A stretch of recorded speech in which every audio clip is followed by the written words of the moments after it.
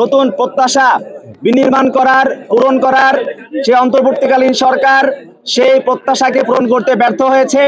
জুলাই শহীদের আকাঙ্ক্ষাকে বাস্তবায়ন করতে ব্যর্থ হয়েছে। আমরা মনে করি বাস্তবায়ন করার দায়িত্ব শুধুমাত্র অন্তর্বর্তীকালীন সরকারের নয়, এই আকাঙ্ক্ষাকে বাস্তবায়ন করার দায়িত্ব আমাদের সবার এবং প্রতিটি রাজনৈতিক দলের।